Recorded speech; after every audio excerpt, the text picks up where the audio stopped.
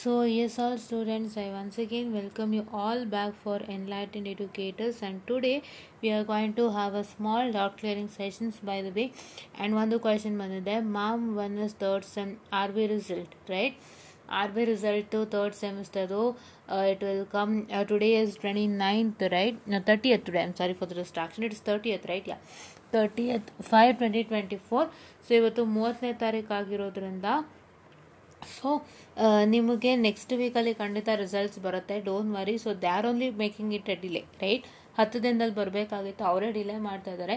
Next week ಅಂತೂ ಪಕ್ಕಾ ನಿಮ್ಮ ರಿಸಲ್ಟ್ಸ್ ಕೊಡ್ತಾರೆ. ನಿಮಗಂತೂ ಖಂಡಿತ ಅವ್ರು ಕಾಯಿಸೋದಕ್ಕೆ ಸಾಧ್ಯನೇ ಇಲ್ಲ.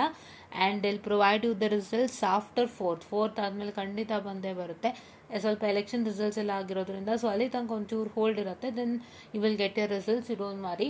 ಖಂಡಿತ ಇವತ್ತಿಂದ ಲೆಕ್ಕ ಹಾಕ್ಕೊಳ್ಳಿ, ನೆಕ್ಸ್ಟ್ ಸ್ಯಾಟರ್ಡೇ ಒಳಗೆ ಖಂಡಿತ ನಿಮ್ಮ ರಿಸಲ್ಟ್ಸ್ ಬರುತ್ತೆ. ಯಾವುದೇ ಥರ ಭಯ ಬೇಡ.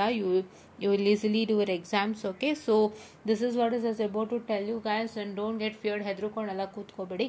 ನಿಮಗೆ ನಂಬಿಕೆ ಇತ್ತು, ಕಾನ್ಫಿಡೆಂಟ್ ಇತ್ತು ಅಂದರೆ ಎಲ್ಲ ಒಳ್ಳೇದಾಗೇ ಆಗುತ್ತೆ. ನೀವು ನಂಬಿಕೆ ಮತ್ತು ಕಾನ್ಫಿಡೆಂಟ್ ಇಟ್ಟು ನೀವು 3-4 ಸಲ ಚೆಕ್ಔಟನ್ನು ಮಾಡಿ, ನಾನು ಹೇಳಿದಂಥ ಪ್ರೊಸೀಜರ್ಸ್ಗಳನ್ನ ಮಾಡಿ ನೀವು ಅಪ್ಲೈ ಮಾಡಿದ್ದೀರಾ ಅಂತ ನಂಬಿದ್ದೀನಿ.